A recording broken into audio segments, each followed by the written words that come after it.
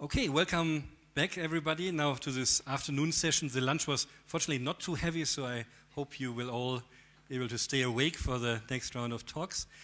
And the first of this is now been given by Ms. Linlin Jia from the School of Environment at Beijing Normal University in China.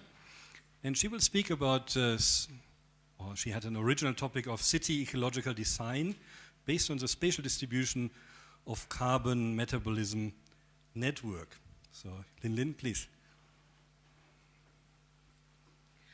Okay.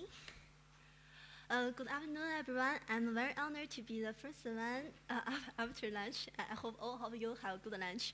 And this is the full name of my study, but I will show you my self-presentation first. Okay. My name is Linlin Xia. You could call me Linlin, and Lin is okay for me. And I came from Beijing, the capital of China, and I'm studying for PhD in Beijing Normal University. The university is good at training teachers for the whole country. And my interest is reading and eating delicious food and traveling. And I'm very glad to be engaged in this program under guidance of Professor Brian Foss and Dr. Ursula Scaler. And I am engaged in the research theme 9, and the name is Resilience Measures in Ecosystems and Socio-Economic Networks. My major is urban carbon metabolism, and I will show the details of my major. These years, cities has undergone rapid urbanizations and has changed the terrestrial surface greatly, especially in the urban areas. And that's caused increasing carbon emission in the atmosphere. According to IPCC, urban areas contribute the 75% of carbon dioxide emission in the atmosphere, and about 1/3 of that is is resulted from land use and climate change. To conduct this study, I chose Beijing as a case study. This is a map from this is a land use and cover map of Beijing from 1990 to 2005. Beijing is a typical city to conduct this study because Beijing has a very strong spatial variety. You could see from this map this is urban areas in the center and cultivated land in the middle and the forest land in the northwest. And also, Beijing has also undergone rapid urbanizations, especially for these 20 or 30 years. Also, you can see a big figure. From 1990 to 1995, the urban area changed a lot in the spatial, and its size became very big, and its form become more regularly. This development caused the urban diseases in Beijing city, which included high carbon emission in the center of the city and insufficient carbon sequestration around the city. That's the goal of the study. The research aims at identifying the key control points for implementing quantitative adjustments to improve the urban carbon metabolism. And the main method used for this study is ecological network analysis.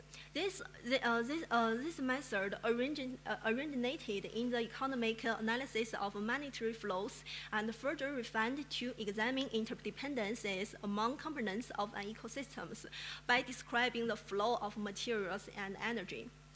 Then this is a technical framework of study. First, to calculate the carbon flows under existing lab condition, it means that I will calculate carbon emission and carbon sequestrations caused by the land use and climate change.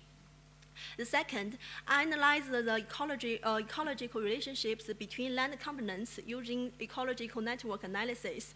The relationship will include mutualism relationships and employment relationships and competition relationships.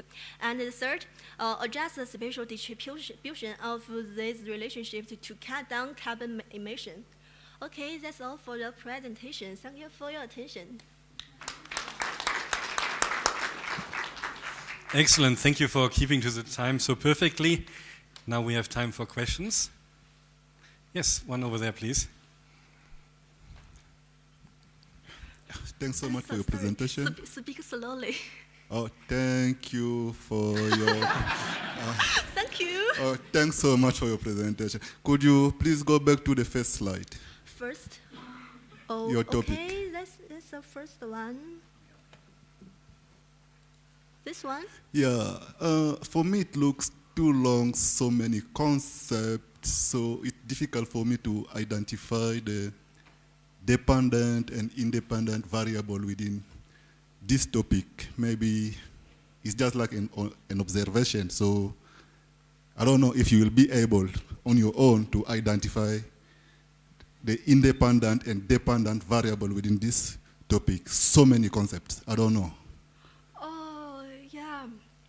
I just, first I just conduct a network, network, and use the land type as a node, nodes compartment. And then I use the carbon transitions as the links between these nodes. That's a network. And I will calculate the carbon transitions, use some empirical coefficients. And do you have just understand a little of this?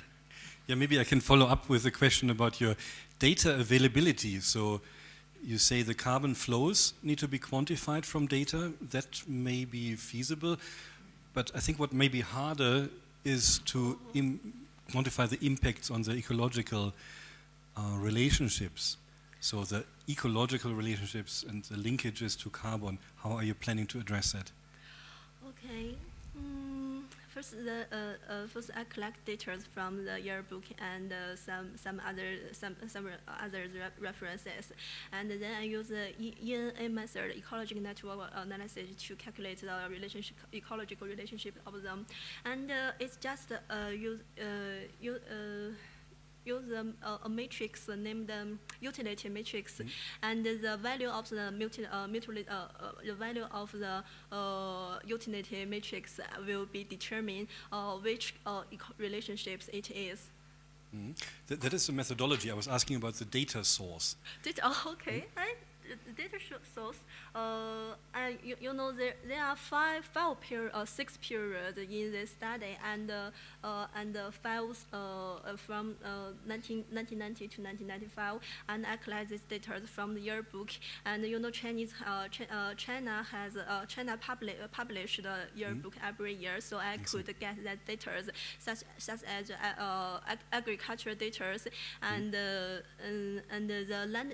land use data will come from the TM imaging, from the user remote sensing.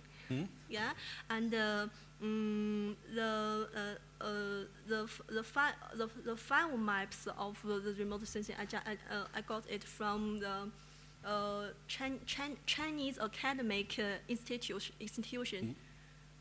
Yeah, that sounds quite a broad source of data, the yearbook and the institutes. Any other questions? Yeah, Maria?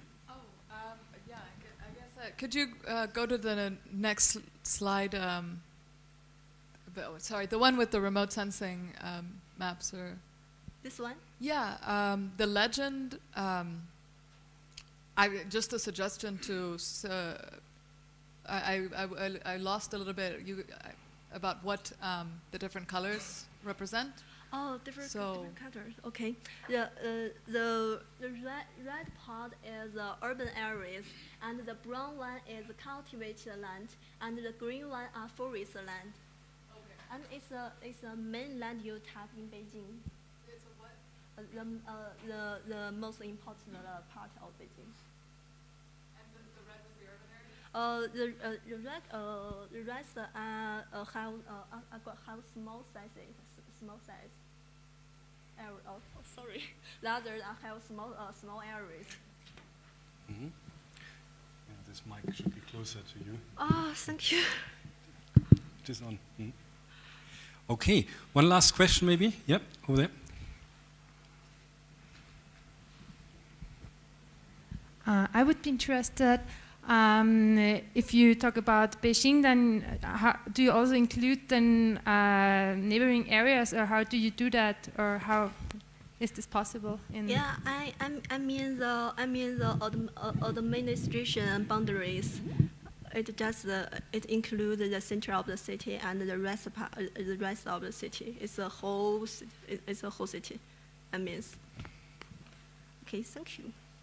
Good, thank you very much again. A hand for the speaker, please. And we move on to the second talk. I see Ellen coming up, but the schedule says otherwise, so do we skip a talk? The next one on the schedule is Mr. Arnab Banerjee. Yep. Please, Arnab, the floor is yours. Arnab is from the Department of Zoology in Visva Bharati University, India, and the theme of his research is variation in certain physicochemical factors and plant on dynamics of a reservoir, a modeling approach. Please. Thank you for introducing me, sir. Actually, this is my PhD thesis work, and the project that I will be working here is the assessment of effects on ecosystem in response to fluctuations at the producer level using network analysis. This is under the theme 9, and my guys are Dr. Ursula Skarler and Professor Brian Fath. Now first, let me give a brief background to the project. Ecosystem health, actually we all live in this ecosystem and we are dependent directly on this ecosystem to live. So a healthy ecosystem is required for every living organism on this earth. Now, ecosystem health cannot be directly quantified, but it must be realized through a set of other ecological parameters. And estuaries are one of the systems that contribute much to ecosystem services. Like they have the highest biotic production value. They serve as a source for food, so food for human consumption, and also they serve as natural filters for inflowing of river water. Now, these estuaries are often disturbed due to anthropogenic and also due to natural causes, and these causes are directly reflected upon the condition of the system. Estuary, so to understand the condition the condition of a system, of the estuarine system, it is always often necessary to take into consideration a food web. Now, a food web consists all the biotic components that are available in the system, and it is arranged in a feeding relationship of who eats whom. If you see, this is the phytoplankton group that I have pointed out here, and that is the producer group at the first trophic level. And all the other systems are all the other components are directly or indirectly dependent upon these producer groups. So any fluctuation in this producer group will be reflected upon the system as a whole. But the sensitivity of all the components are not the same towards these fluctuations, and some components are more sensitive and some components are less. So it is not always prudent to take into account total system properties. It is always better to take an approach to individual system components to better understand the estuary. Now, the objective of my study is the determination of changes for individual components when a disturbance is created in any of the components. I will be focusing on the producer group in this part, and it will be the phytoplankton for my study. The effects of these changes on this group on the system as a whole will also be considered. So the proposed work plan includes to study networks from 2 different estuarine regions. The models are already there, and all I have to do is to analyze these models and put into these ideas, so to taking into account the different alterations of the primary production that will be done theoretically, because practical alteration of is not possible. And effects of these alterations on these systems will be seen. Ecological network analysis will then be applied to the system, and then calculation of variability of trophic flow components for each of the individuals, and also the flow diversity for the system will be attempted. Comparison of the seasonal comparison of these values for seasonal variation for each estuaries will be done, and also a comparison between 2 networks will also be done, that is from the 2 different estuaries. So the probable outcome of this project, we can get a fair idea of the changes in AMI and age values that can be used to track the changes of individual components over time. The consistency of these changes, that is whether these changes are ordered or are they unordered and occur in a random fashion, can also be estimated. It can also be found out if the changes are always in the same magnitude or not. And it may be further, if the results come out okay, then it can be further applied to other networks as well, apart from estuaries, to test the generality of the model. Thank you. Thank you very much. Also saving us some few minutes from the schedule. Could you switch on the lights, please? Very good. Ample time for questions, please. Yeah, Tina? Could we get a microphone to Tina? Hi, thank you for this interesting talk. I just have a question. You said you would like to compare the networks of two different estuarine systems. Yes. So what is the basic difference between the systems? Why are you doing this comparison? Actually, one of the system is a temporarily open-closed type of system. These are most abundant in South Africa, as you know. And another system is permanently open. So there are basic differences, and seasonal fluctuations are most, reflected upon these systems as well. That is why I'm trying to compare both of these systems. I wanted to ask you, what is the reason why you choose this AMI and age indicator? Could there be other indicators that would Yes, sir. The other indicators will also be calculated, but I am just focusing on the AMI and age values right now for this project. And why? Sir, that is because it is always good to get a fair idea of the flow patterns from each components. So that is why I'm trying to get the AMI values for each components, and for the total system as a whole, the flow diversity, I'm trying to get the age value. Mm-hmm. And when I look at the outcomes here, do you see any policy connections or some kind of practical conclusions? This is more like a diagnostic analysis of what is happening. Does it translate into some normative actually, goals? Yes, sir. All the outcomes of this project will be submitted to somewhere, and it's depending upon the government whether they will make the policies to save the ecosystem or something like that. Mm-hmm. Yeah, let me follow up again, because I don't see any other hands. Usually it helps a lot to think ahead how your results could end up being relevant for some broader context. Actually, sir, the place where I come from, the estuaries, many people are dependent upon these estuaries as their primary source of income. Mm-hmm. So they go for fishing and other sources as well. And that is why the maintaining of the condition and the health of these estuaries is of primary importance there. So what I am thinking that if this project comes out okay, then I can apply these theories back home, and maybe in some way we can form policies that may save the ecosystem on like that.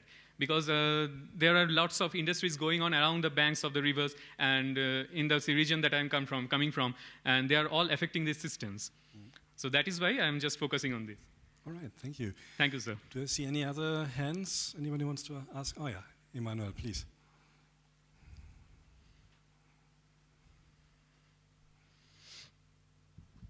Thank you. I don't understand clearly what do you mean by the estuarine systems. What are they? Actually, the estuarine systems are the regions, they are transition regions between the river and the sea, where the river meets the sea. Okay?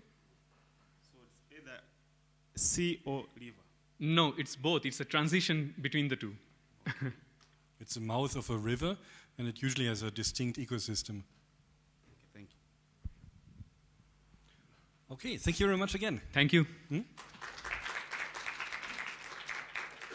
And now it is time for Ellen de Barros, to come forward. And he's working in the Applied Ecology and Conservation Biology Unit of the Forest Department of the University of Sao Paulo in Brazil. And his theme is to use probabilistic models derived from jaguar movements to enhance conservation of endangered populations in the Atlantic forest. Ellen. Okay. Good afternoon, everybody. First of all, I'd like to thank for this wonderful opportunity to be here. And just to introduce myself, I'm from Brazil, And as my supervisor here said, I'm working with the conservation of jaguars in Brazil. And the main objective for the PhD will be to evaluate the jaguar movements and use the information that we got from the movement of jaguars and use that to see, take decisions in possible ecological corridors. Okay, so a little bit of background information first. My study will be in Atlantic Forest, and the Atlantic Forest is one of hot spots of biodiversity, but is also one of the most, is in Brazil, the most fragmented habitat. So we also, like this fragmentation pose a lot of threats to biodiversity species in general. And we have here one example. So if we have in the worst case scenario, 7% of the Atlantic forests remain, and only a piece of that are protected areas. So the second slide here is about the protected areas. And the points we have in red would be an example of the places that we have jaguars, for example. So for species that have large areas, the situation is much more critical because they need large areas to survive, and it's harder to keep more animals together because they have a large roam range, and to have many individuals together is more difficult. So the estimation is that we have less than 50 jaguars in any of the biggest fragments we have in Atlantic forest. So again, we assume that jaguars are the big predators. They are also they have large movements and have a large roam range, and the movements may go far. So we are going to use the movements. We are going to use in their movements to predict possible ecological corridors. Okay, so for the projects here, we are not going to use the jaguar data, but we are going to build individual model for a movement-based model. And first, like to do that, we need to go through several steps. So first, we're going to define a landscape. So that will be simple at the beginning. So we define 0 to 1, like 1 is the best places, and 0 the worst places. In this case, the dark green is the best place, the red is the worst place.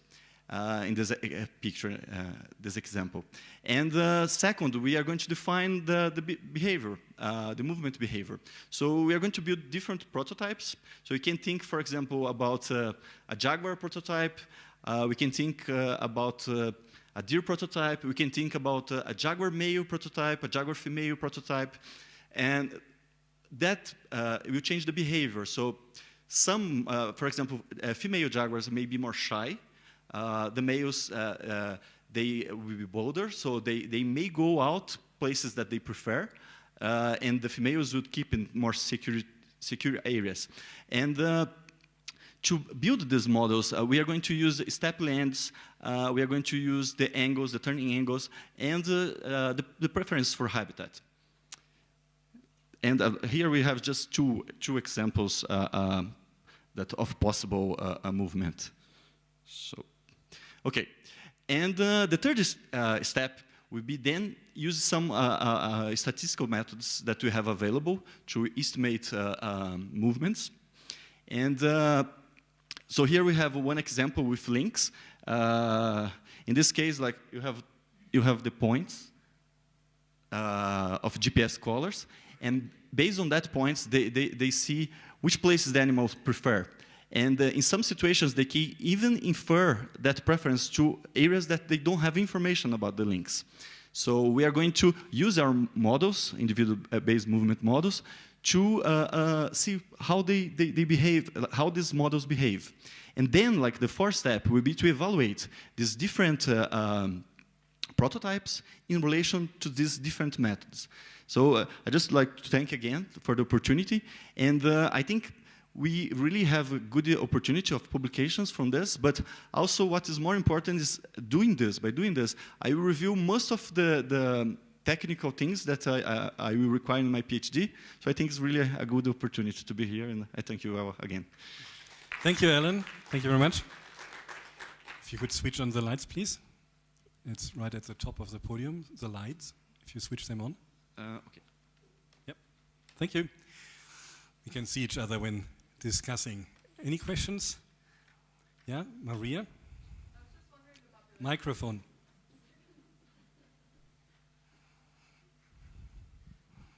I was just wondering, yeah, very insightful, because I didn't realize there were, how many jaguars are there in, what's the population? Like in Atlantic Forest, the estimations are that we may have about 250, but in each isolated fragment, we have no more than 50. So these 250 are not connected. So that's the big issue. Right now, like Atlantic Forest is a big concern, and a couple of is a big concern. What is the concern? Atlantic Forest. Oh, right. Yes. Yeah, sorry. Is a big concern. So many research will come in the area, really to think about this potential, some potential extinctions we may have. So jaguar is one case. We need to evaluate that if like that, the populations will keep okay, or if it is already too low and we are in trouble, and then if we need to build corridors, or if corridors are something too difficult, then if we need some reintroduction. So something like with the Florida panther in Florida, the Florida panther, they did a reintroduction with pumas there. But I think if we can build corridors, that would be the best, like, because the animals can establish themselves. But this area is in the southeast. Like the study area is not so bad for roads. It's kind of pristine area. But to connect all the populations in the southeast would be really hard, because we have lots of highways, and so we need, besides the corridors, we need to come up with strategies of build mitigation corridors, wildlife passages, these things. What's the enforcement of actually these protected areas? I mean, are they? Is it? Okay. I mean, if you designate a national park, is it? Actually, yes. Do they have the resources? I guess. Like they have some resources, but they cannot really, how to say, patrol everything all the time. So that's other issue. Like hunting may not be the biggest issue, but because it's so fragmented. Is illegal in this area, at least inside the protected areas. But the government don't have a perfect control of that. So people illegally go this area. Also, people go to get some kind of palm. They get we call heart of the palm. It's very tasty, like it's very used. Now we are using other species, but there is some. What about chips? We have one more question over here. Can I ask for the microphone to be passed to the gentleman? Yeah, thanks for your presentation, mate. I would like to refer to that picture at the top. Which one? Right corner, at the top right corner. That one with the tags. The one with the tags. You know where they show those middle tags? One? The middle one, yeah. That middle picture. This one? That one, yeah. It's very interesting to me, because you can see that those jaguars, they are mostly in the where you have more. Yeah, in this case, actually, in this case, it's just an example. It's an example for lynx in Canada, actually. I just put, because are not the real points. I just put as an example of the technique, but would be similar, something similar with the jaguars. Yeah. Like, so we actually have some data. I could have put the data here. Is that in that slide? My goal was to show mainly the other thing, like the procedure that result from that later. Yeah, because my comment is not even a question. It will seem that if that then was your data, let's assume it was your data, it will seem that it will be interesting that some area is cleared, there's no forest, and then the other area has forest, and Yes. If it might be interesting if you found out that maybe certain areas have to be protected. Yeah. Because if they're not protected, then you'll have these jaguars running into each other and each other. Like a lot of talks were about green, about climate change and the greenhouse effects, and so we have in Brazil and part of Africa, I think in Congo, the places that we still have forests, like that plans for red, also some reforestation plans. So I think integrating this kind of things, like in the economics pressure based on in the policies to change the attitudes in relation to climate change. Like if we integrate all this, like we may even get places that we have interest in for biodiversity to keep forests on these places. So I think specifically for places that you have high carbon, that is quite interesting. And I think more research should be done on these connections too. Wonderful. Thank you very much. And let's give Alan one more hand for his talk. Thank you. Thank you, Alan. We are right on time. I hope the people connecting via streaming are still with us. And now the next talk is given by Emanuel Sweke. He's working at the Marine Bioresource and Environmental Science Fishery Science section of Hokkaido University in Japan. And the theme of his research are social ecological studies to sustain local fisheries in northeastern Hokkaido, Japan. Emanuel, please.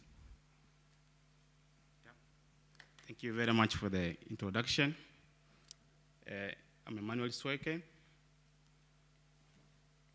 studying Hokkaido University. And the supervisors of this project are Dr. Ulf Dickman, Kang, as well as Pietro Landi and Oka. So my presentation actually is basically categorized into three sections. The one on the introduction and basically on the problem statement. The second section will be on the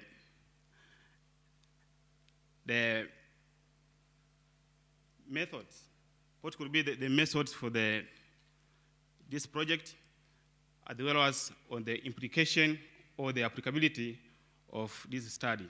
So to start with the problem statement, so as we might know that there is a global occurring transition in the traditional fisheries communities, and this have been contributed by the change in the demography, and particularly in my said area, there is the shrinkage of population as well as shrinkage of age of fishes.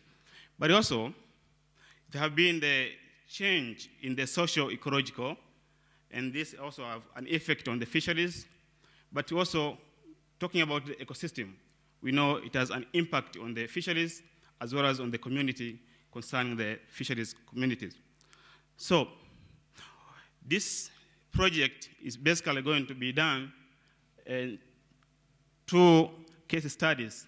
That's in the Pacific Ocean, particularly the northern part of Hokkaido in Japan.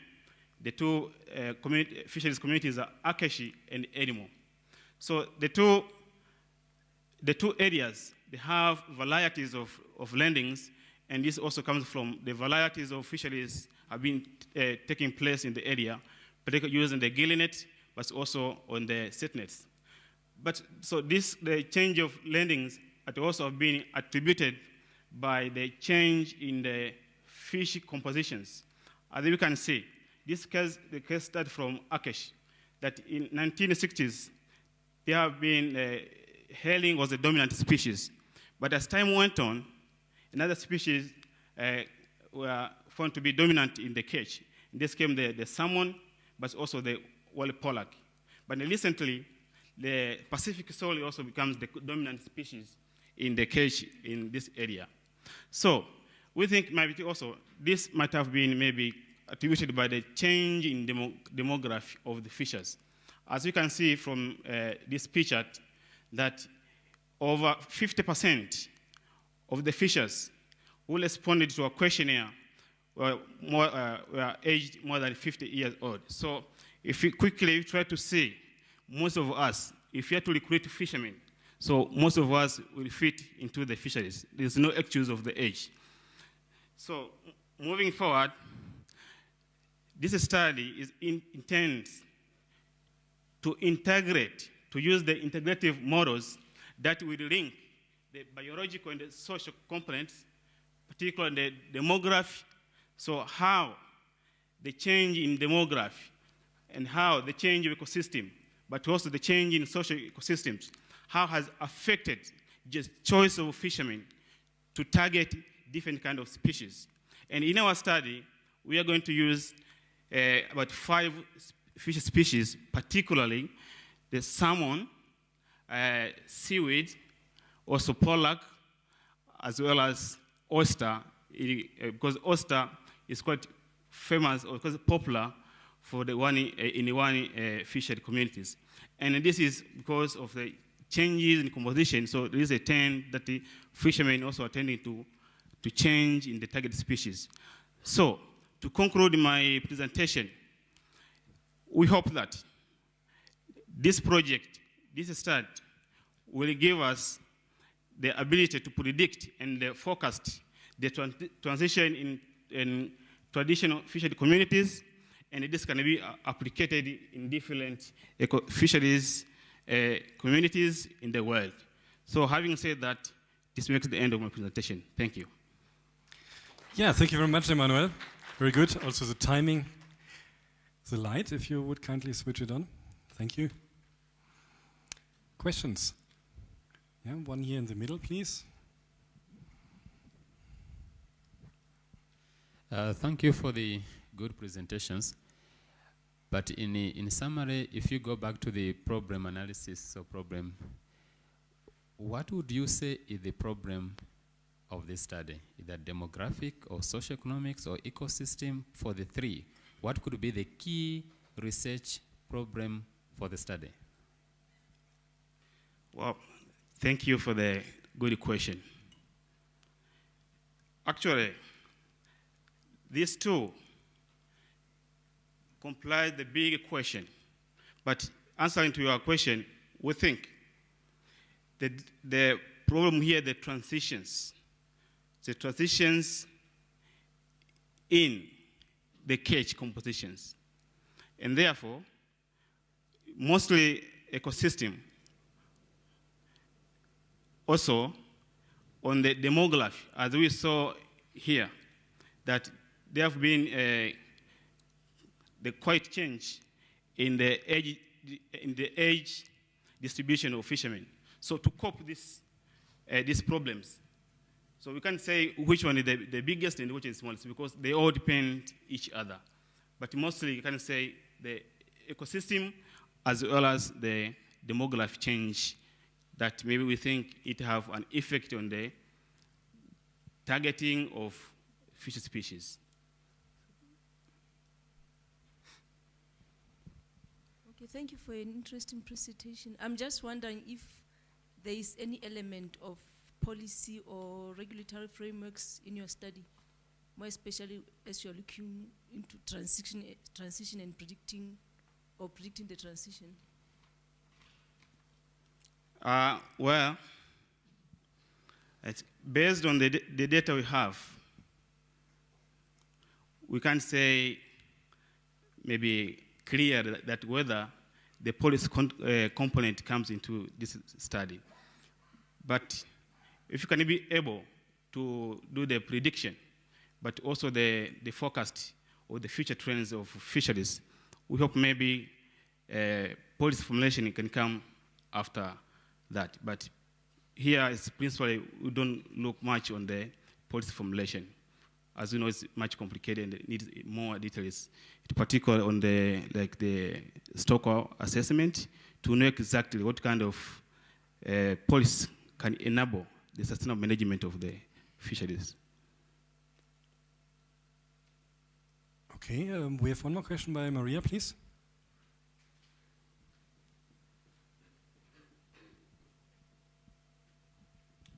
Really interesting. I was in Japan once, just Tokyo, but I saw the tuna trades there, and I was curious. You didn't mention the bluefin or yellowfin tuna that's really endangered.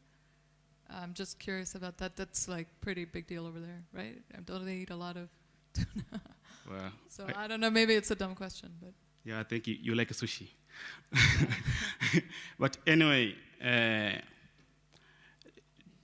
tuna is not part of our study because it's not one of the target species in the area.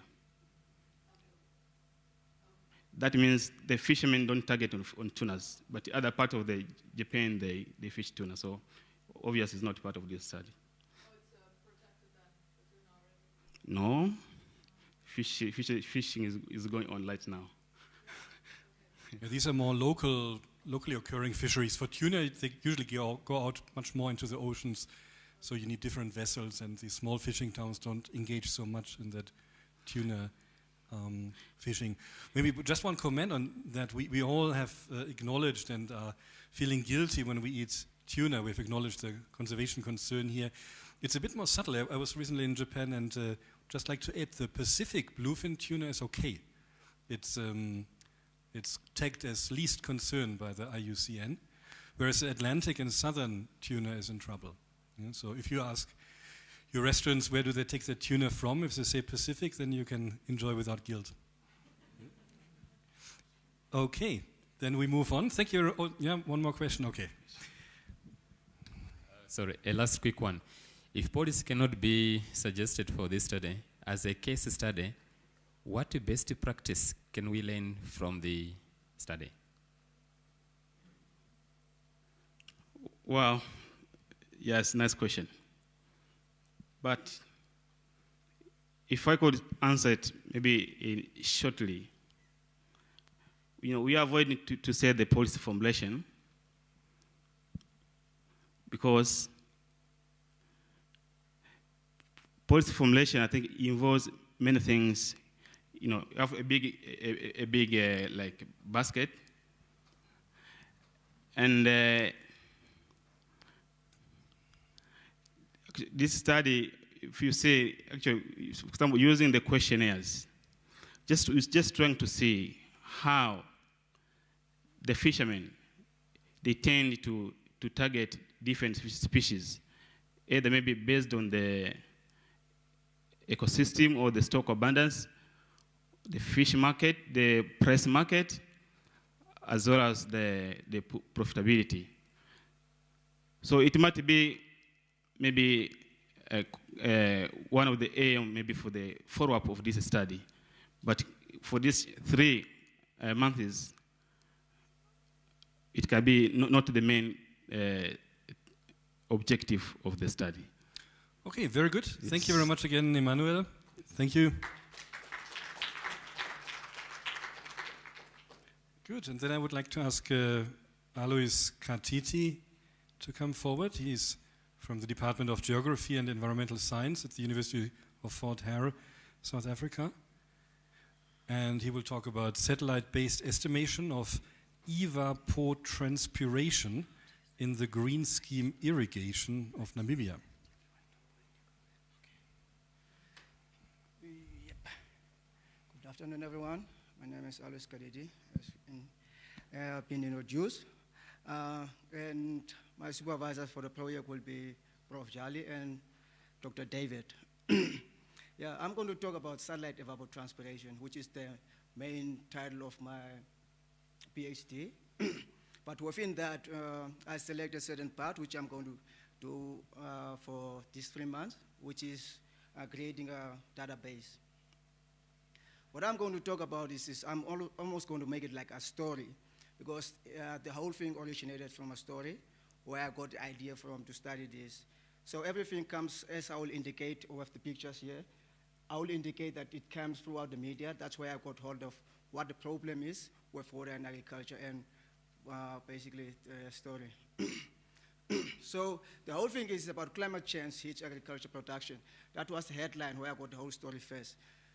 And I try to associate that with what is happening with the news media and what is actually with the scientific people around. So where it comes from, chronic water supply is mainly caused by climate change, which is affected by various processes, natural processes such as atmospheric moisture, temperature, and precipitation. So basically, where that comes from is this all has an influence on evapotranspiration, and that's where I got the idea from studying evapotranspiration. So basically, this is basically part of the local newspapers which I got the stories from, and which make the thing much more interesting that I have to go about what's happening actually within Namibia and whole of the sub-Saharan Africa. That serious water shortages are developing in many parts of Africa. And water for agriculture production becomes actually much more and more scarce due to the climate variability and uncertainty which is happening, which we actually don't have any. And basically for this, it happens that agriculture is said to exhibit relatively low yields in many parts of the region within Southern Africa as well as in Namibia. So what happens is, as you can see the newspaper inset, which is the green scheme, the answer to Kunene drought, which is part of the project which I'm doing, which irrigation systems which has been introduced. So irrigation systems schemes has been introduced, which was much more successful. And on the other way, what happens is there was a question about the sustainability of the project, which was the main question, because what sets up is the rivers drying up, as well as the transboundary politics, because most of these irrigation systems are based at the borders where the rivers have been shared by, in the northern part with Angola and in the southern part with South Africa, whereby the main research actually is what happens between Namibia and Angola, because Namibia decided to increase the irrigation land, and what happens is Angola was against it, and basically Namibian Prime Minister sent the delegates to Angola, and basically this was the main question which was passed by the Angolan government or the scientists, how much water is Namibia actually applying in their irrigation scheme, and how much water of that which has been applied is being used efficiently by the crops without being lost, and basically that was the whole story, and that's where the main question started. That's the main question of my research, my PhD research. So the whole thing was nobody knew about it. So this is where I come in and say, okay, so after the whole discussion and when the people come back, I had a friend which we discussed with, and I was like, what was your answer? And basically nobody knew about what was going on. So I decided to say, like, let's have a problem. What is going on there? So what we're saying is overall water resources availability in South Africa is experiencing severe reduction due to increase in water use and longer dry periods to droughts and all that. Many countries are facing serious water problems due to insufficient use. Basically, what we are saying is this is water insufficiency is having something to do. We have absolute water scarcity and we have economic water scarcity. Inefficiency, basically, we have economic water scarcity. So we came up with a thing like, I came up with like, what is the main important thing to know what is going on within the water processes? And it is the most important process, which takes part, most part of about 80% of water loss throughout the planet. And irrigation management is supposed to be helped through that, water allocation, and it's the main process of water consumption. So what I did is this is the aim of the study is basically the main project aim, but then what I'm going to use for this is my specific objectives, which I'm going to do a pilot type collection of databases and for now, and to produce seasonal and annual maps or ensemble models in these 3 months which I'm here. And I'm also trying to investigate the importance of the Sebel model, which I'm going to use, and the meteorological data. So basically the instruments, I'm going to use Landsat imagery and use meteorological data as air temperature, and which is going to consist of air temperature, wind, and solar energy and radiation. Sebel model, basically the net radiation, which is Rn, and with the evaporation, as well as the ground heat flux and sensible heat flux of the air. And basically, these are my, whoa, sorry. These are actually my current study areas. All 11 parts I'm doing for my PhD, or the whole of Namibia, all these irrigation schemes, but I will be concentrating on this and this toward the most contracting temperature variation. Thank you. Thank you very much. If you could switch on the light, please. Both. Both. Thank you. Right, time for a few questions.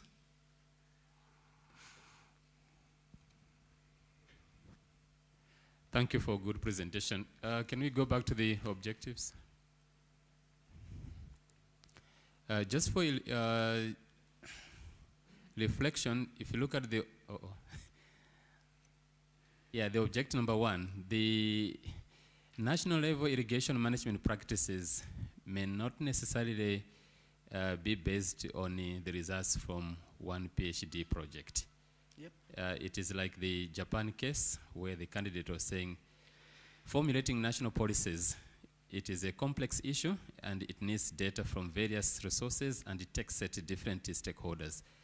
So depending on one study, it is practically not possible. Just rephrase it or think about it in your reflection.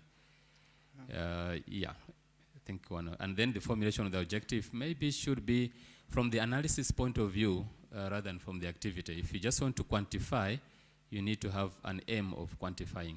So the quantification should be a process or measuring or calculating, but feeding into analytical something. So you quantify in order to do something else. Yeah. So it's just a comment and you can reflect on it in other time. Thank you. Otherwise, it's a good study and it's very nice. Thank you. Yep, right here in the front, please.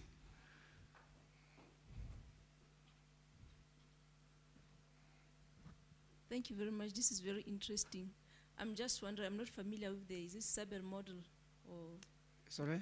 I'm not familiar with the model that you are going to use, which you use together with the meteorological data. Yeah. Does it have a component of soil properties, as I believe that it has an impact on the evapotranspiration rate?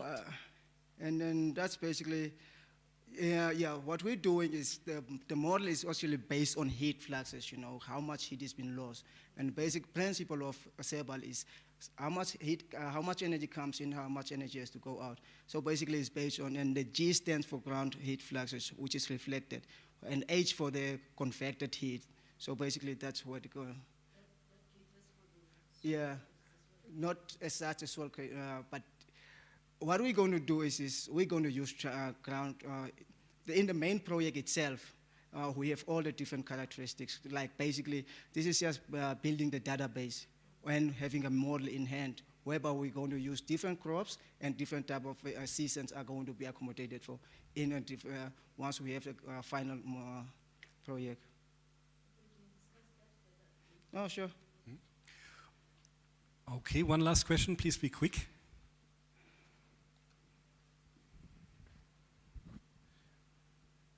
Just a follow-up to the last question. I was wondering, because I want to believe there are also some other models that have been developed to measure evapotranspiration, of which, and also various indices that have been used with satellite imagery, such as the soil adjusted vegetation index, and which also takes into account like the soil properties, etc. Do you have in mind any ways that you can validate your model, and also to compare it with other models that have been developed around the same region? What's going to happen is the whole project itself, I have got FOU crop coefficient, which is also part of it. We are having weather data, which we're going to have validation, and basically part of that is evaporation pan. And then we're trying to do is to average this. And the main model which supporting CEBAL is the metric model, which is developed by these guys. This one was developed by Sternen, and other one metric by Alan.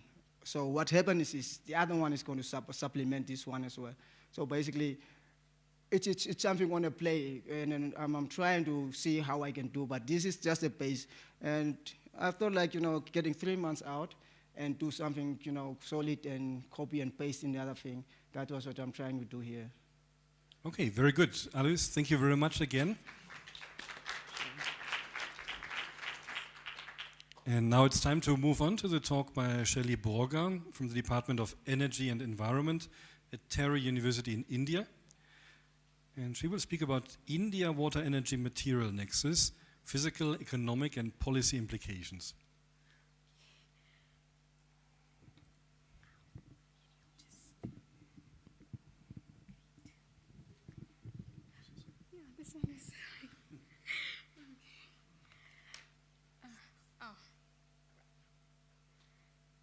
Okay.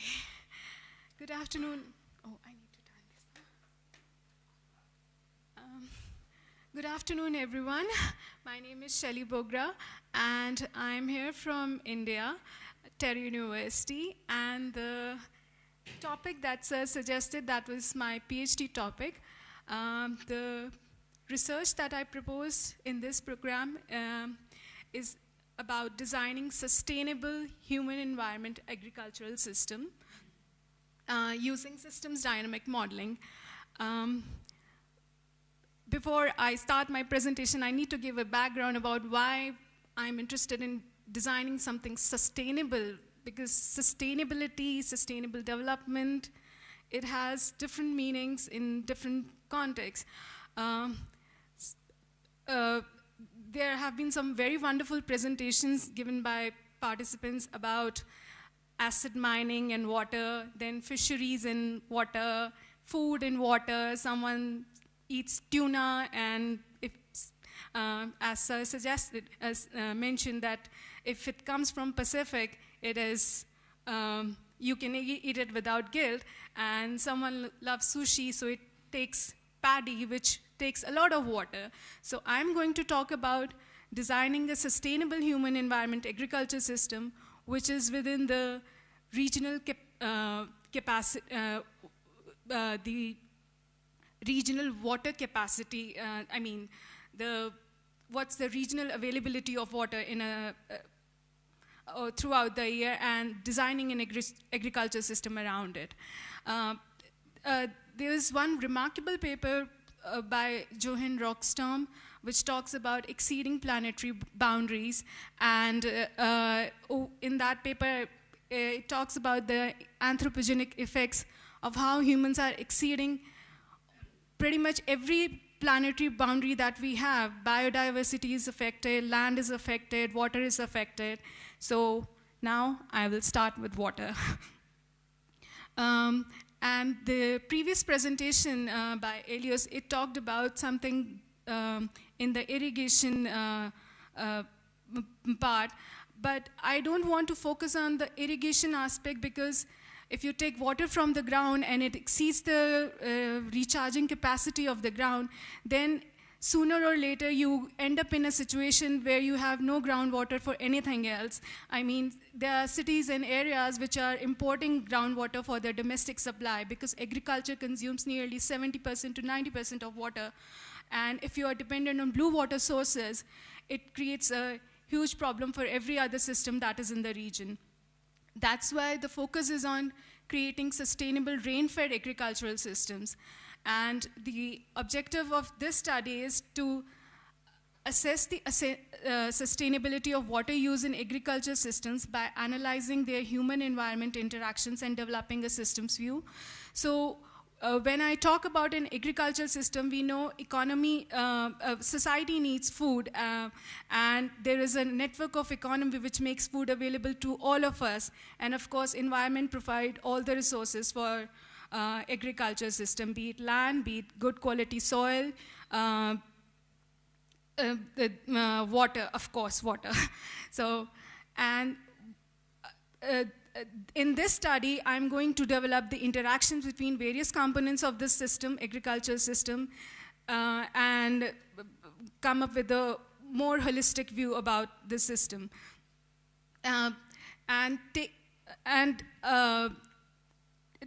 In a region, decide about those crops which are sustainable in the region. So the idea is to come with a sustainable water use for agriculture system, and discuss this and analyze the various components in terms of population, economy, technology, and institutional management. So it helps us taking up decision about what crops needs to be grown and how the technology and other components in the system need to work together to make this sustainable system possible. And suggest, as I mentioned, policymakers to come up with feasible and sustainable solutions. This graph represents how the various components in the agriculture system are connected to each other. So we have labor from human and animal. We have water, the accessibility, the availability, and the timely thing, and of course the land fertile and accessible. We have inputs in the form of manure, fertilizer, seeds, and machinery. The methodology that I propose is systems dynamics methodology, which would take into account all these interactions. And I will make a causal loop diagram of all these interactions using the proposed software as MenSimPLE, and the data requirements of the system would include all the ecological, societal, and economic variables. The study area, we need to decide upon the data availability, but it would most probably in India or South Africa, and if in South Africa, most probably Mpumalanga region in the northern part of South Africa. Thank you everyone for your kind attention, and I'm open to questions, and sorry for exceeding the time limit. Thank you very much, Sally. We have some time for questions. Yeah. Yes. Please go ahead. Well done. No, I'm ready. Don't worry, it's just a discussion. Let's go on the objectives. Don't panic, we are all here. If you look at the last objective, I would suggest that it is not an objective. We may not have results on that one. We may not have method of getting data, analyzing data on that point. But probably after your research has been done, analyzed, that could come out as a recommendation or a suggestion. So I would suggest that you reflect on that one in terms of coming out from your results, but not necessarily appearing as an objective. No. So don't panic on that one. It's just a reflection. Think about it. Yeah. Yeah, I mean, the decisions, I mean, all the research is for some kind of decision making, and if my research supports some kind of decision making, it is to assist policymakers in some regard that whether we should go for rain-fed systems or we should still continue with the irrigated systems. Because irrigated systems like paddy and sugarcane, it consumes a lot of water, and in Indian context, the water energy nexus of paddy and sugarcane is so strong that it is actually, it has created a huge problem for the government for the kind of policies that are taken at the state, that are executed at the state level, and the central government has to support with these decisions because the farmers' lobby is very strong. So now the problem of depleting groundwater tables is affecting other people, other systems, be it water for power plants or mining, for domestic water supply. So it's kind of like connected to all other systems. So if you give so much of water to agriculture, the policymakers have to think about it, that you cannot really go for irrigated.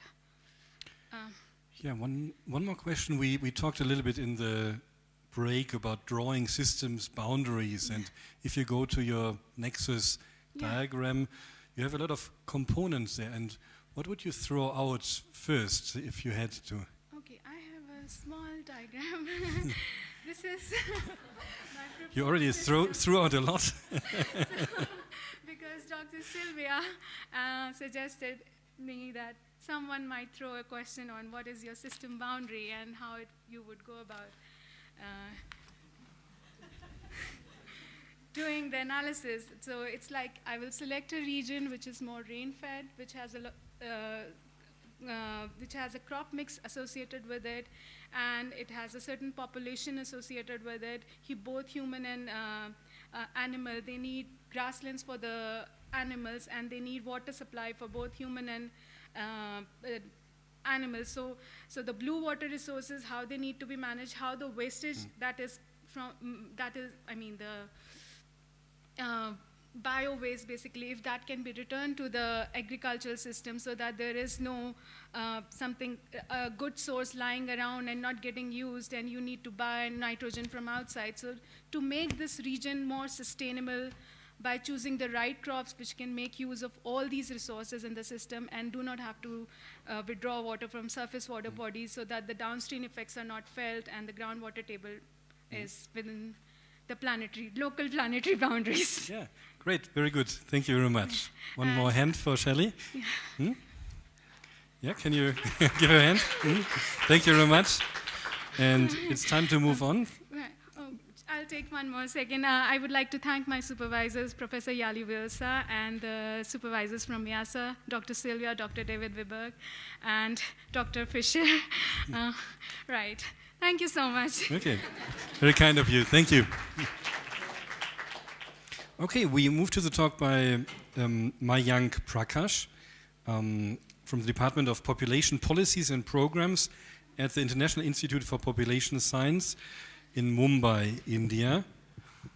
And he will speak to us about a study of water sanitation hygiene, related morbidity, and its socioeconomic impact on the slum dwellers of Mumbai. Thank you, sir. What Professor Dickman has said, it's my PhD topic, and what I will concentrate in these 3 months at at YSSP is understanding domestic water consumption, management, and its socioeconomic implication on the informal urban settlements in Mumbai, India. I am Mayank. I am a PhD candidate at International Institute for Population Sciences, Mumbai, India, and I have intentionally put this map to make the audience acquainted with the location. This is my study area. This is Mumbai. Before going to the research problems and research questions, I would like to introduce my topic. As we all know that water has precarious effect on the health of the population. And in the absence of basic water supply, the health of the population deteriorates. They have many negative socioeconomic consequences too. Studies have documented that in absence of water, we suffer more economically, we suffer more socially. But the greatest burden of this suffering is felt by or borne by the population living in urban informal settlements. As we know that Mumbai is a city of divides. There exist two types of population that are haves and haves not. In Mumbai, we find one side the multi-millionaires and billionaires population. At the same time, we find the lowest rung of the population. And this divide has certain implications on the water sharing, consumption, and management patterns. Studies have also shown that due to this water differential disparity, the per capita consumption of water is low among the slum dwellers or informal settlements population. In this case, how the people, urban informal settlements living in urban informal areas manage their water practices, how they cope up with their strategy, and this is my focus of the study. Although most important, in 2005, Government of India launched its ambitious project of Urban Renewable Health Mission, and very recently they have also launched Smart City concept to cater the needs of water supply and control on sanitation and also on vector control. And with this background, my research problem is to understand the socio-economic implications of domestic water consumption and management in Mumbai informal urban settlements that is not well understood in Mumbai, in the context of Mumbai. And the research question would be how and up to what extent domestic water consumption, its management pattern affects the socio-economic lifestyle of the population. With this background, the main focus of this study is to understand three objectives. The first one is to assess the quantity and the quality of water consumption at the household level, to understand examine the management practices among the urban informal settlement dwellers about how to manage their water practices, because that is scarce in those areas. And third one is that to establish socio-economic impacts of consumption and management of domestic water on the people's well-being. As I already said, my study area is Mumbai. For the administrative purpose, Mumbai has been divided into 24 wards, but my study will focus on these two wards. This is M East and M West ward. These wards have been selected purposely for the study process because in PhD it's not possible to cover all the Mumbai area, but there are certain rationales behind selecting these wards. Mumbai East ward, M East ward and M West ward are the two of the poorest performing wards in Mumbai on the human development indicators, be it maternal mortality, be it child health indicators, and other like education, like lifestyle. That's why we have concentrated our study in this area. Moreover, In these two wards, more than 65% of the population lives in urban informal settlements. So the data for the present study has been collected through mixed method approach. We have used both quantitative data collection and qualitative data collection tools. And we conducted a primary survey on a sample of 600 households. And we collected quantitative information through structured interview schedules and qualitative information through in-depth interviews. For the analytical purpose, we will be using both appropriate bivariate and multivariate analysis. If the data permits, we will be using regression analysis. If it doesn't permit, we will restrict our analysis to the cross-tabulation. And the completion of this project, I expect that we would be enriched with the differentials in water consumption and management practices according to the socioeconomic characteristics of the settlement dwellers. And moreover, we can come with more detailed analysis or more detailed knowledge about how people cope up with this water scarcity in these slums and how their lifestyle is modified according to these things, like what are the implications of water scarcity on various fronts, including gender, education, employment. So I think we will have deep insights upon these. Thank you. Thank you very much, Mayank. Very good. Questions? Maybe I could start with one. You were talking about multivariate regression techniques. Yes. And could you just elaborate a bit more what you are planning to regress on what? Yeah. What are your explanatory variables? What are your explained variables? We have to, as I proved that I will study quantity and quality. See, what are the socioeconomic determinants? See, all my data is self-reported. I have collected data from the people's perspective, and I asked that how will you rate your water quality? How much consumption do you have of water in a day? So I think that is there any systematic socioeconomic variation that exists in the consumption and the quality pattern of water? So these can be assessed through the regression analysis. Moreover, like storage capacity, this transportation, again this management, do you treat water? Do you water treatment is very important in slum informal settlements because we don't have much of the idea whether these water are of good quality or not. Of course, Mumbai BMC, Mumbai Municipal Corporation claims that they provide good quality water, but there are several other problems like leakage of water, bursting of pipes that may contaminate the water, and that can have similar severe implications on the health of the population. So we would like to know that whether these people practices these things, whether they treat water or not. If they treat water, what are the methods they use, and if they don't treat, why they don't treat. So these are the things that you can use through this analysis. Right. Thank you very much. Any other question?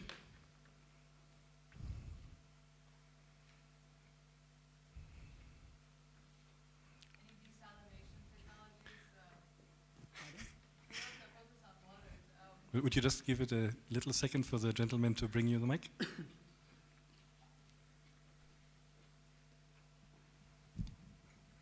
Sorry, again, probably a stupid question, but I'm just curious about the status of desalination technologies anywhere? These are the self-reported. I'm talking about the people's perspective. I'm not talking about the ecological or biological or chemical perspective. I've collected data from the peoples, and the people are not aware about all these processes, so they don't be able to report. No, it's a tangent. I guess. Even for the quality of water, I have not this chemical or biological composition. I have just their rating, that how will you rate your water in various seasons, like summer season, winter season, or monsoon season. Usually, how will you rate your water? Good, bad. And these have certain implications for the policy making too. Okay, excellent. Thank you very much again. So we have 3 more talks to go this afternoon, and the next one will be given by Portia Mokoena, who is from the Department of Earth Science at the University of the Western Cape in Bellville, South Africa. And she will talk about structural control of groundwater flow regimes and groundwater geochemistry in the Bredasdorp region of the Western Cape province.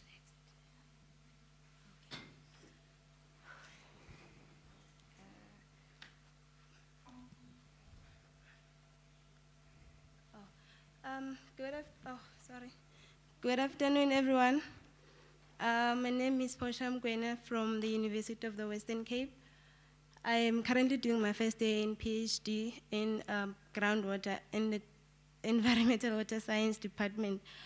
My focus study for my PhD is, can you hear me, guys? Yeah, we hear you well. Okay. I'm just nervous, sorry.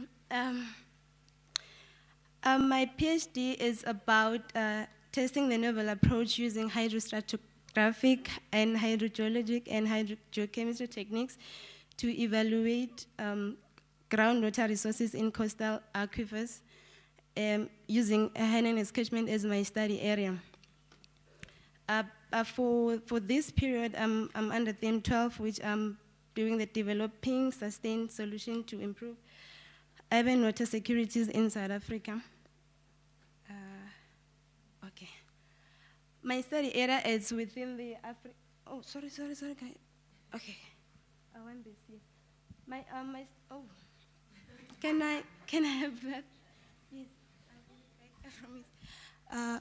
Okay. Well, my study area is within the African continent. It's situated in the Western Cape province of South Africa.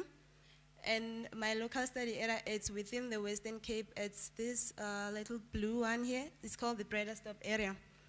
This is my whole study area, the Hainan catchment. As you can see, there's the black lines. These black lines, they represent fractures and faults. And then the blue lines is the rocks of the Table Mountain group, and these brown ones is the limestones and shales of the Bockerfell group. And this pink one is the Cape Soot granite.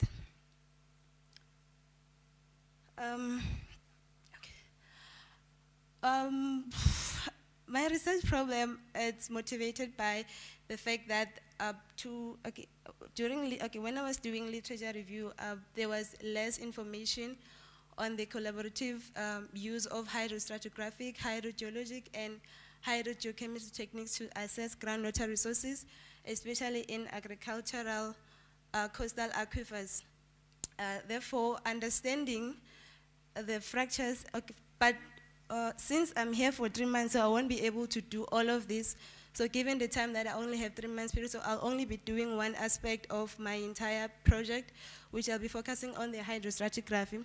Therefore, I need to understand the structures in my area, as I've shown you in the previous slide, that there's a lot of fractures. So it's important to understand their connectivity and to relate them to groundwater flow system.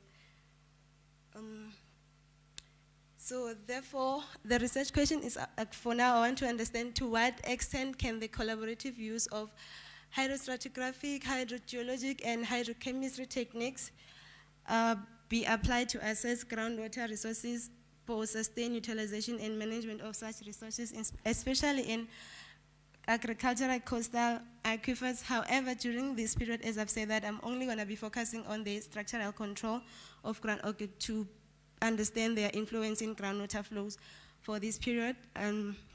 So therefore, I want to determine their relationship between, the relationship between folded geometry and contemporary stress field and observed fractures patterns in order to establish their influence in groundwater flows in Hainan catchment. And this will be therefore achieved by identifying, characterizing, and evaluating the present structures in the area as I've shown on the previous slide, and finally establish their relationship to groundwater flow systems. The methods that I'm going to use for this period, for these 3 months, I'll just be going, I'll be doing digitizing using satellite imagery and satellite images and and aerial photographs, so I can map the structures, and then after, because I cannot go to the field right now, so when I go back to Cape Town, then I can go to the field and then validate what I have been doing on the computer. And when I go, later on when I go back to the field, then I have to do a geophysical survey, field measurements and mapping and observing the entire study area to understand the structures that are there and relate them to the geology. Therefore, then I can understand if we can have potential groundwater zones in that area or not. But given the fact that the area is there's a lot of structures, so it's highly expected that we might get a good or excellent aquifer system in that area. Thank you. Yeah, thank you very much. Well done. No need to be too worried about these talks. Good. Yeah, if you could switch on the light at the corner of your podium. Yeah, both, yeah. Thank you very much. Who would like to ask a question?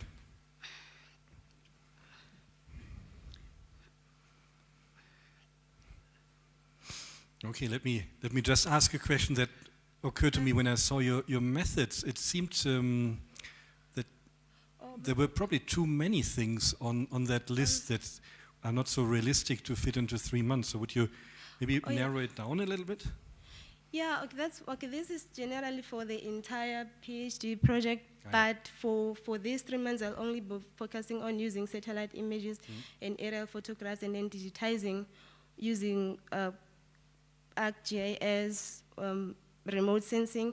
Then after having that, for these ones, I'll have to go to the field to do them. For example, doing the geophysical survey, I need to go to the field and do that because I need to understand, because in other parts of the area, there are no visible outcrops, so I need to understand what lies beneath the subsurface, so I need to use a geophysical method to understand the fractures on the subsurface and the lithologies, and also to understand if that lithology has is water saturated or not, so we can know where to drill well points or drill, so I can get core loggings as well.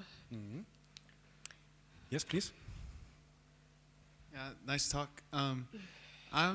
This is just kind of general knowledge. I don't know how you use pictures or satellite images of the top of the surface to tell, what do you tell about the groundwater from the satellite images? Basically the satellite, the satellite images, I'm gonna use them to map lineaments, faults, or joints that might be present in the area.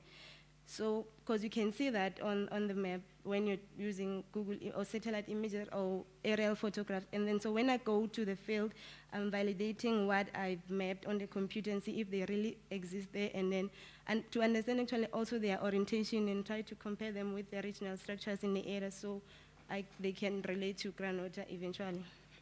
Thanks. Okay. Maybe one more question. Are you planning to build any model, any statistical model or dynamical model or conceptual model I read there up on your slide?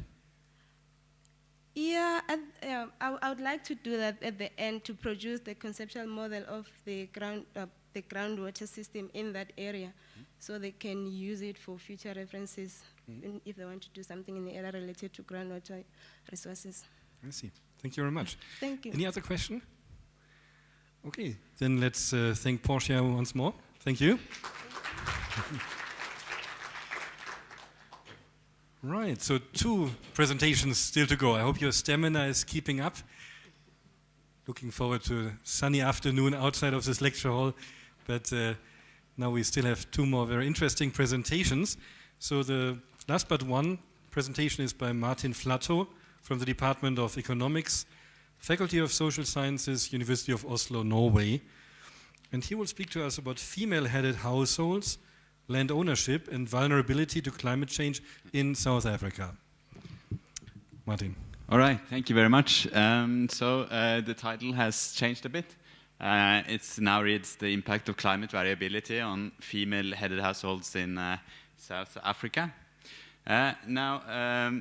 South Africa is quite unique in that it's got a very high fraction of female-headed households. It's about 40% of all households here, and also quite unusual in a global perspective is the high poverty incidence among this group of female-headed households compared to other households. So 59% of female-headed households in South Africa are considered poor compared to 35% of the male-headed households. According to a recent review by the IPCC, there are reasons to believe that marginalized women are likely to be disproportionately affected by climate change. And this is particularly the case when gender is just one dimension of marginalization, which intersects with differences according to class, ethnicity, age, and disability. So what I'm planning to do in this project is to look specifically at the female-headed households and whether they are differentially impacted by climate variability. So to the right here, I've made a figure using census data from 2011. This is meant to illustrate that this group of female-headed households is a very diverse group, and that these different groups are likely to be differentially affected. So the largest group of female-headed households are actually women who never married. But there's also a large group of widowed women, some divorced and separated women, and then there are the still married women. Some of them have men who work elsewhere as migrants and typically remit funds back to the households. And there's a sizable amount of the households which are households with co-resident married couple where the female is the highest earner. So the research questions that I've put forward is first whether female-headed households are more vulnerable to climate variability, and this has sort of two elements to it. On one hand, I want to study whether areas with many female-headed households also have agriculture, which is more affected by climate variability than other areas. And then there's the individual vulnerability based on self-reporting income and self-reporting economic shocks, and see whether this individual vulnerability is differentially affected by climate variability for the male and the female-headed households. A second important question is whether female-headed households cope differently with weather-induced income shocks. So I will consider consumption patterns, and particularly whether female-headed households spend more on food and other necessities when affected by a shock than what male-headed households do, and also whether they invest differently in the children, particularly the children's schooling. Since there's quite some literature which suggests that females prioritize their household income differently than men. As a third question, we want to look at some of the redistributive policies which South Africa has undertaken in recent years, and how that affects both the vulnerability and the coping strategies differentially. So one aspect is land ownership. There's been land reform and the land reclamation process in South Africa. So some of the households have changed land ownership, which can affect their vulnerability in multiple ways.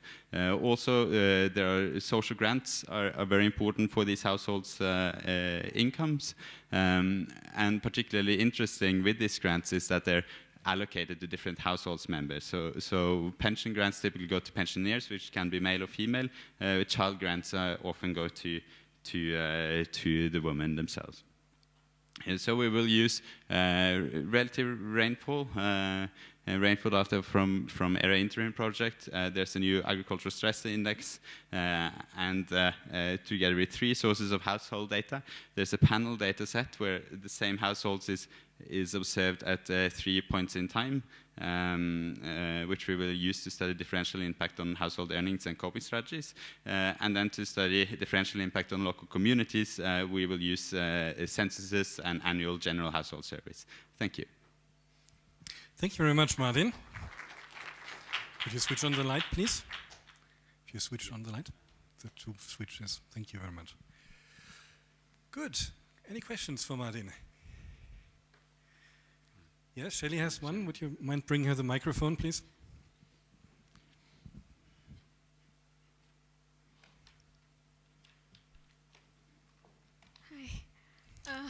Okay. My question is about the consumption patterns and how the women are expected to cope with the change in the agricultural practices in a marginal or marginal land where there are very less opportunities for them. How do you see that thing? I mean, what kind of food consumption patterns are expected, and how they are expected to handle these kind of changes along with the various other responsibilities that women have? Yeah, thank you. Excellent question. Generally, when there's a negative income shock, we would expect reduced consumption. I mean, either you can reduce consumption, which is sort of food and necessities, or you can reduce other types of consumption. We're particularly interested in how this interacts with gender. It could very well be that a male household head would be less keen on reducing his own consumption, for instance, whereas female heads would more reduce their own consumption and keep the necessary consumption and the consumption of their children. That has been found in several studies from other places. Yes, we have one question here in the middle, please.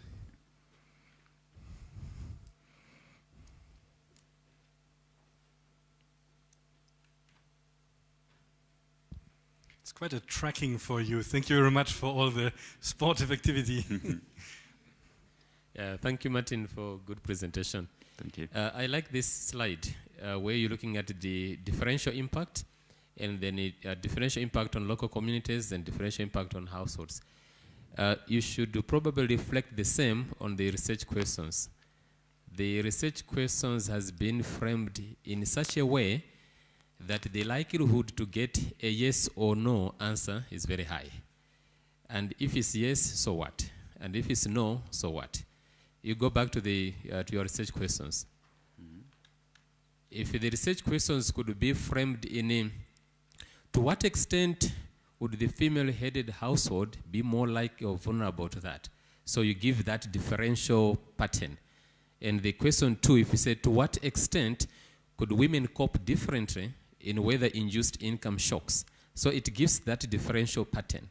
But if you say, do they do that or that? And then the answer is yes or no, and then so what? Mm-hmm. So just reflect the questions into a very good slide that we have on the differential. Mm-hmm. Thank you. Otherwise, it's very good study. Thank you. Great. I mean, as a statistical question, of course, these binary ones have certain advantages. You can talk about significant yes or no. So it's not trivial to get anything in either in the yes or no direction, because it means rejecting the other hypothesis statistically. But I agree with you, it's much more interesting to look at the pattern and not just at the yes or no. Mm-hmm. Mm-hmm. Yeah, we have two more questions. Great. Maybe just for your physical well-being first over there. I just want to know, will you take the age of the women into consideration as well? Yes, that will have to be incorporated in some way.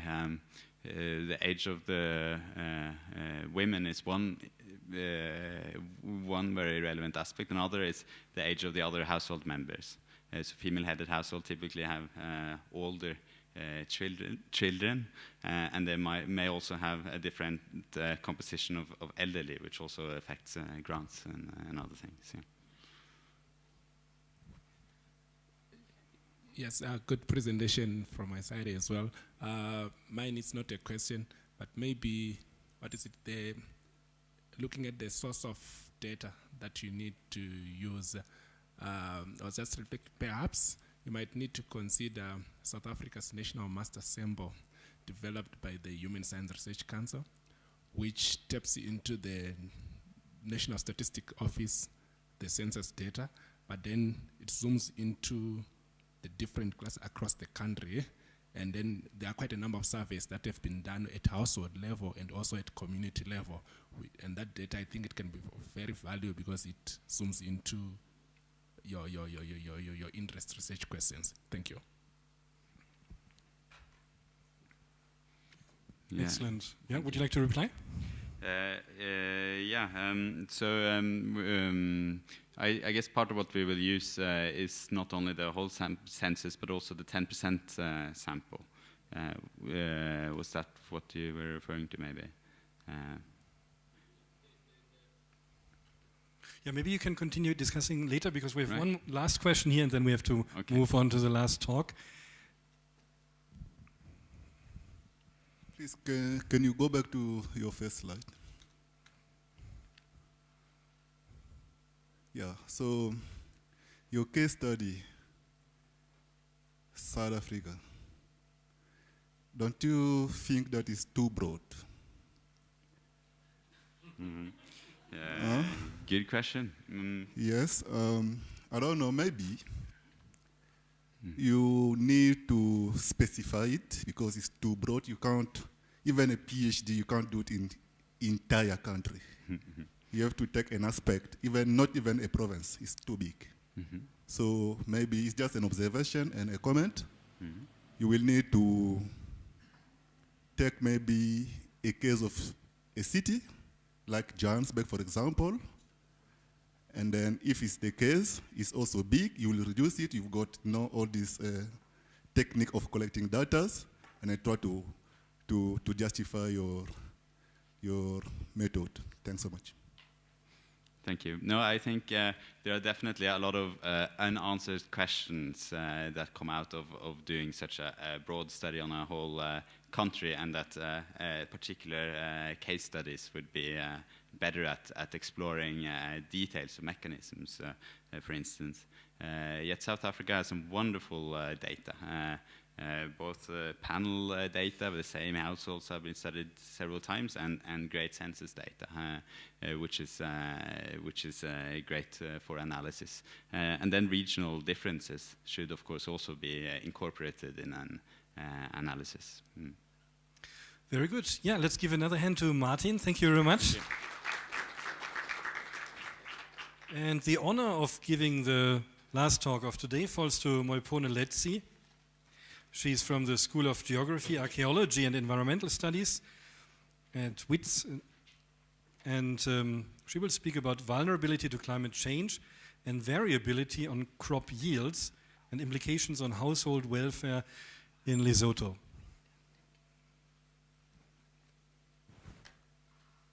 Thank you very much, and good afternoon, everybody. I'm very privileged to be the last presenter when everybody is tired and looking forward to the weekend tomorrow in the 12 Bloemfontein. Under theme 13, which is a demographic differential vulnerability to environmental change and climate variability in sub-Saharan Africa, under the guidance of Professor Andre and Dr. Raya.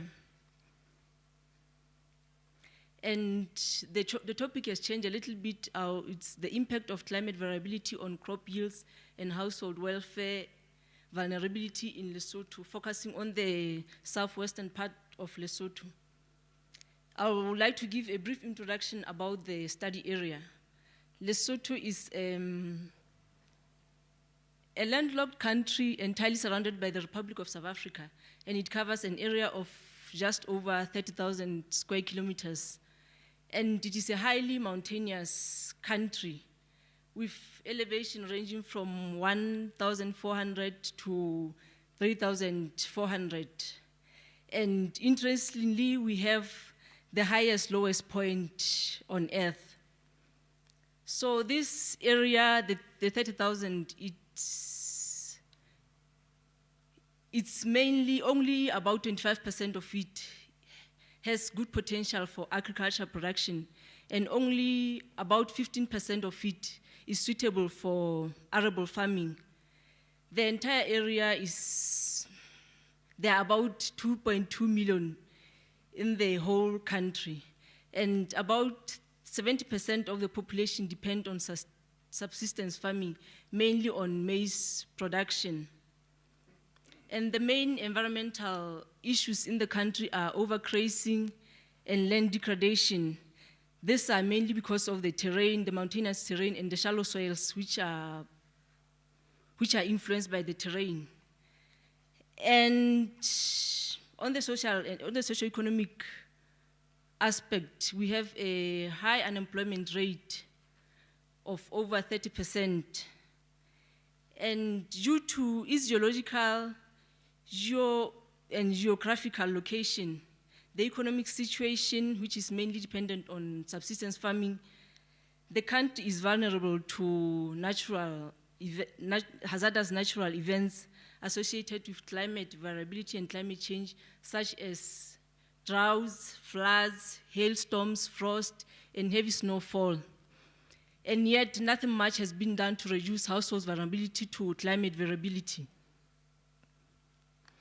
The main aim of this particular study is to explore the relationship between climatic variables, mainly temperature and precipitation, on the crop yields and their effects on household well-being in Lesotho, focusing mainly on maize, which is a staple food. And the research will be guided by 3 questions, which are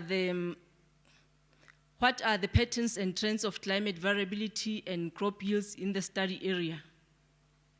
Looking at the period between 1970 and 2012. And then, what are the impacts of climate variability on household vulnerability and welfare? The last question is, what are the coping strategies of household to the impacts of climate variability? In order to address the 3 research questions, I will adopt a triangulation of qualitative and quantitative methods, which will combine data from different sources. This approach will allow for a complementary research strategy and also, in a way, adopting an interdisciplinary approach. The data sources that I'm going to use are the 314 household questionnaires, which I had with the household heads, the key informants and focus group discussions, and also the biophysical data, mainly the GIS data sets, agricultural productivity and climate data, mainly rainfall data. I'll use it as a proxy for floods and drought, as well as the temperature data as a proxy for droughts. An improved understanding of climate on agriculture production is needed to cope with the expected changes in temperature and precipitation and the increasing household vulnerability and food security in the country. And thank you. This picture just gives an example of what happened in 2010, 2011, when we had floods and many households suffered and they were impacted greatly, and the food security was also compromised in the country because of those floods. Thank you very much. Oh, additionally, the expected outcomes from this study will be at least 1 journal article, a policy brief, and I also intend to make a presentation to the Lesotho Vulnerability Assessment Committee afterwards. Thank you. Thank you very much. Could you switch on the lights, please? And do we have questions for Moipone, please?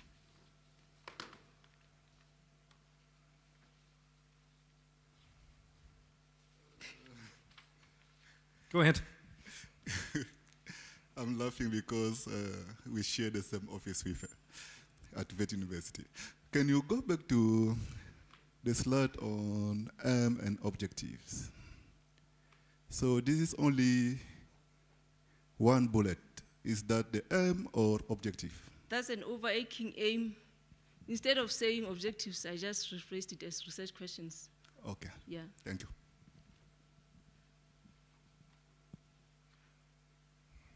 Yes, one more question on the other side. Or the one in the middle. Maybe we start with Martin. Thank you. Excellent presentation.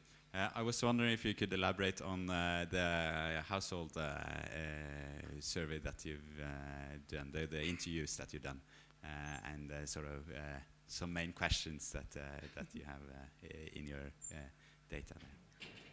Okay, this actually is part of my PhD research. I conducted 314 household interviews. There were different sections. There were some on demographics of the household as an entire unit, on the livelihoods, the natural hazards, occurrences, and the impacts on the household, the coping strategies, and the social networks that are used by households as the sort of, what do you call them? As a social asset. And it was, I think it was a very long question because it took like 1.5 hours to administer it. Right, then one question over there. Yeah, I was just going to say, can you go back to the methodology? Yeah, I was just going to say, why are you very specific on the number of households that you are going to interview at this moment? Because I conducted a similar study in KwaZulu-Natal and Limpopo. Then we prepared about 500 questionnaires. And at the end of the day, the feedback we got was about 200.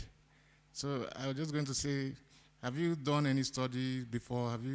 How did you come about the 314 households? I think it's a little bit premature. This was based on the entire population. I forgot the exact percentage of the entire population of my study area, but statistically, it was an okay number for me to conduct this. And this was just supplementary data. I used sort of census data.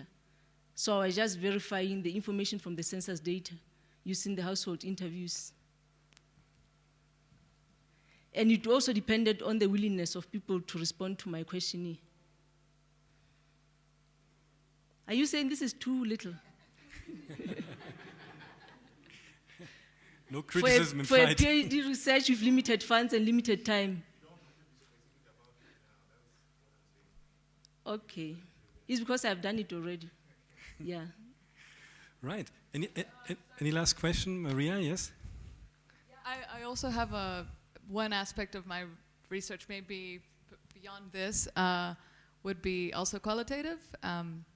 So with the questionnaire-based interviews for your other objectives, which were assessing coping strategies, what are your what are your metrics, and will you what approach will it be? Mostly like case studies, or will you have time, like you said, for 300 interviews, just probably like a few questions or something like that, or did you already conduct the interviews? I've done them already. Oh, wow. I arrived the data already. Yeah. What were the questions or metrics? I guess just to get maybe I can talk to you later about. Yeah, and I think I just replied to a similar question from Martin. He was asking about, but we can talk about it later. Yeah. That's great. So some discussions have been triggered. Wonderful. Thank you very much again. Thank you. Good. And with that, we have made it through the entire workshop agenda. And I would like to start by thanking all of you very much and praising you for the excellent presentations you all have prepared. I think it was an exhilarating experience to see the enthusiasm and the competence that is on board here in this program. So thanks a lot for putting so much of your heart into these presentations. It was delightful to listen to. I would also like to thank all the supervisors who have been with us here today in the room, and I'm sure some extra colleagues have been listening in through the live stream. So thank you for your help in getting these presentations polished prior to today, and also for your continued support. Priscilla just mentioned that the videos of these presentations will be online and shared soon, hopefully at the beginning of next week, I imagine. And also the slides, if nobody has an objection, so please notify us if any objection can be shared, so that also your supervisors can look at them, and maybe you can learn from each other by that sharing.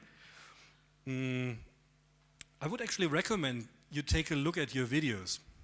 It's sometimes a bit scary. I remember first time hearing myself speak on a video, my voice was sounding completely different from how I perceive it when I talk, and even my body language struck me as a bit odd. So after a while you get used to it, and actually you can polish your presentations by seeing maybe which quirks are part of your performance. Some people actually, and that's maybe one common thing to pay attention to, they swing a lot when they talk, and that's not so easy for the audience, so it's actually better to stand still. That's one thing you will probably notice when you see your videos. Also, how you accentuate, how you breathe. I mean, these are all things you can, with practice, perfect, and that's a good training. So we have been in this hall without the beautiful sunshine for too long, so my final words will be brief. I just want to make four points, maybe 5 or 10 minutes only. So the first one is the sweet spot of complexity or information density in your talk. That's maybe the one most important thing to get right. If I consider in front of my mental eye all the presentations we have had, I would say maybe half of them had this information density just right. It was neither too little nor too much. I think maybe a fairly large fraction had too much information on their slides. That makes it hard for the audience to distinguish the main points. And I think almost nobody had too little information on their slide. So from that one can draw a lesson. One is usually too scared as a speaker to have too little information. One feels maybe more safe and comfortable putting a lot of information on the slide, demonstrating competence in this way, but it can easily overwhelm the audience. So often less is better, less is more, and that's maybe something to keep in mind for your future presentations. Streamline the slides, maybe even more, avoid full sentences, keep it to short snippets of expressions, and make sure that there's just not too much text on each slide. So having a lot of pictures is probably okay, but too much text is usually hard on the audience. So this sweet spot of getting the information density right, I think that's what we are all aiming at, and all of us, I think, are guilty of usually putting on too much for the audience we try to address. The second point I wanted to make is about the spirit of the program in terms of helping each other. So you are now a group here in Bloemfontein.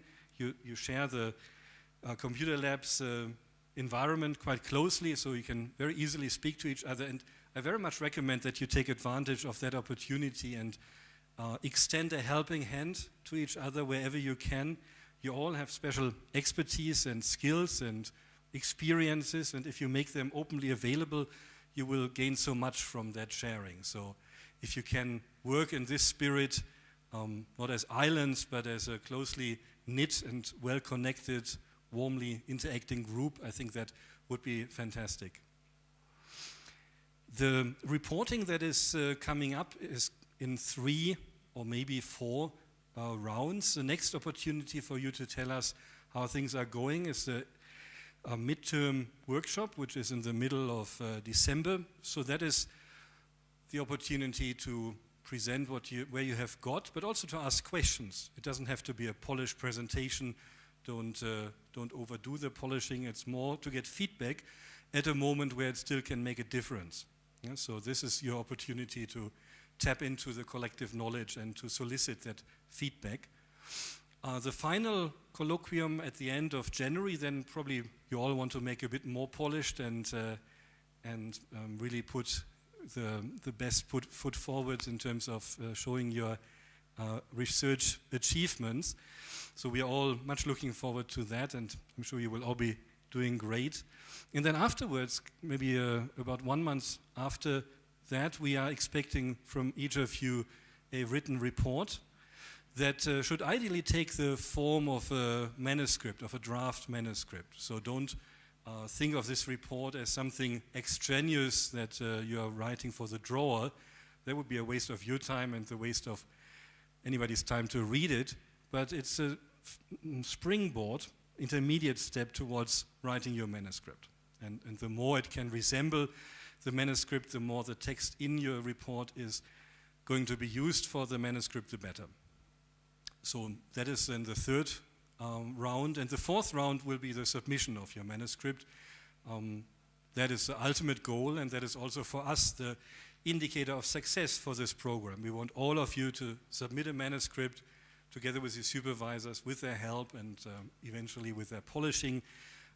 So that will be wonderful. The more of that can happen, the more the grant givers for this program will be satisfied with the outcomes.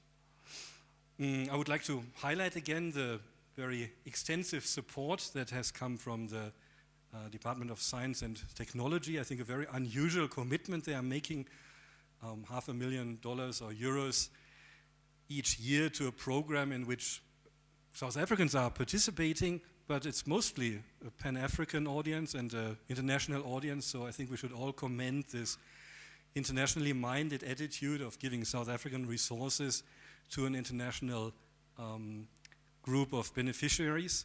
The NRF, the National Research Foundation, who is the intermediary organ and coordinating the strategic design of this program, the people at UFS, Priscilla, Andre, Martin, Vandisa, and others who help so much with making the experience here enjoyable and everything goes smooth, and the crowd at YASA is also making its contribution.